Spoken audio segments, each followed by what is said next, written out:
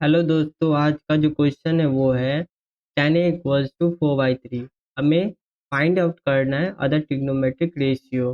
तो क्या करना है, पहले लिखेंगे कि tan a इक्वल्स टू 4/3। हम ये जानते हैं कि tan a को क्या लिख सकते हैं, tan a को लिख सकते हैं परपेंडिकुलर अपॉन में b। तो यहाँ पर ही हम क्या कर सकते हैं कि p अपॉन में b को लिख सकते हैं 4/3। देखिए, क्या होता है कि जब कोई भी अगर राइट ट्रायंगल होती है, मान लेते हैं ये एक राइट ट्रायंगल है, बेस बी पे जो होता है वो राइट ट्रायंगल है बी पे, और ये हमारा ए है और ये हमारा सी है। जब कभी भी अगर राइट ट्रायंगल होती है तो राइट ट्रायंगल के बी जो होती है, बी के जो एडजेसेंट साइड होती है, यानी ये और ये एडजेसेंट साइड जो होता है इसमें से हम किसी को भी परपेंडिकुलर कंसीडर कर सकते हैं और जो बच गया उसको बेस कंसीडर कर सकते हैं। अगर मान लीजिए अगर हम कभी इसको परपेंडिकुलर कहते हैं तो ये हमारा बेस हो जाता है, ये हमारा बेस हो जाता है। अगर मान लेते हैं कि ये हमारा बेस होता है तो ये हमारा जो होता है वो परपेंडिकुलर होगा। लेकिन जब हम ट्रिग्नोमेट्री में जाते हैं तो जब ये एंगल की बात करें, जैसे कि अगर ट्रिग्नोमेट्री में बात करें, ये अगर एंगल दे दिया जाए ए बी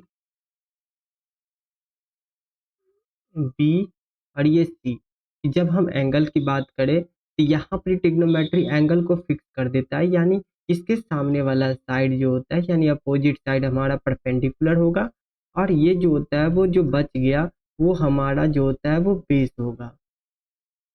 ये हमारा बेस होगा, ए के एडजेसेंट साइड को बेस और उसके जस्ट अपोजिट साइड को हम जो होते हैं परपेंडिकुलर कहते हैं। अगर मान लेते अगर एंगल सी दिया रहता तो एंगल सी के सामने वाला यानी बी के जगह वो पी हो जाता, परपेंडिकुलर हो जाता और ये साइड हमारा बेस हो जाता। अब हम सॉल्व करते हैं, कभी भी जो यहाँ tan a ये p/b इक्वल्स टू 4/3 दिया हुआ है, ये जो होता है रेशियो टर्म्स है, रेशियो टर्म्स में प्रेजेंट होता है। तो हम इसको जनरली ऐसे नहीं बना देंगे कि 4 जो होता है 4 परपेंडिकुलर मान के और बेस को 3 मान के और डायरेक्ट हाइपोटेनस निकाल देंगे तो थोड़ा गलत हो जाएगा। इसको जो होते हैं हम क्या मान लेंगे, के बराबर। क्यों? तो देखिए, एक एग्जाम्पल लेते हैं, जैसे कि 4/3। क्या 4/3 को हम 8/6 नहीं लिख सकते हैं? क्या इसी चीज़ को जो होता है वह हम 12/9 भी लिख सकते हैं? ये सारा चीज़ आपस में जो होता है वो सेम है।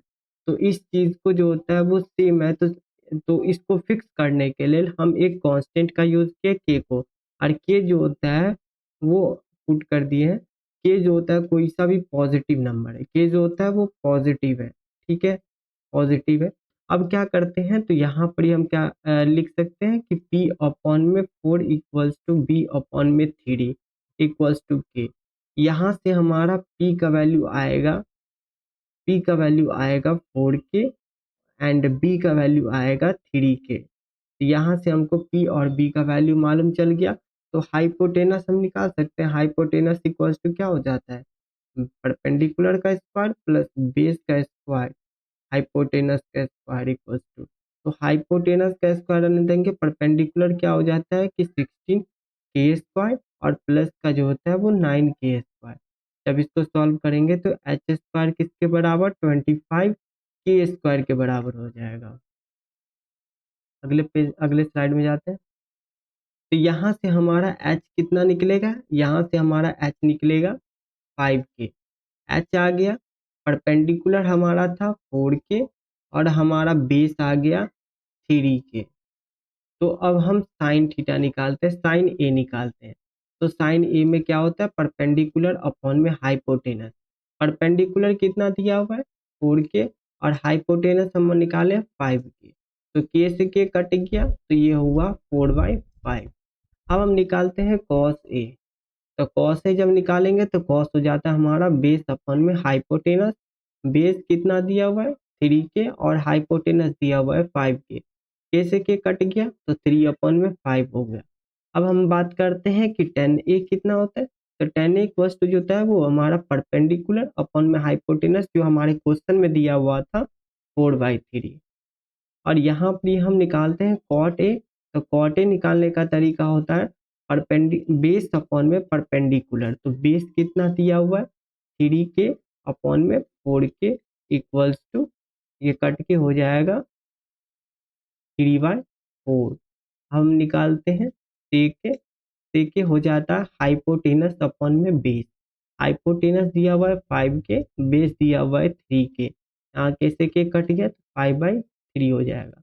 अब हम कॉसेक की बात करें तो कॉसेक जो होता है वो हो जाएगा हाइपोटेनस अपॉन में परपेंडिकुलर। हाइपोटेनस दिया हुआ है 5k और बेस दिया परपेंडिकुलर दिया हुआ है 4k, तो कैसे के कट गया तो 5/4 हमारा आंसर हो गया। यही हमको फाइंड करना था। Thank you.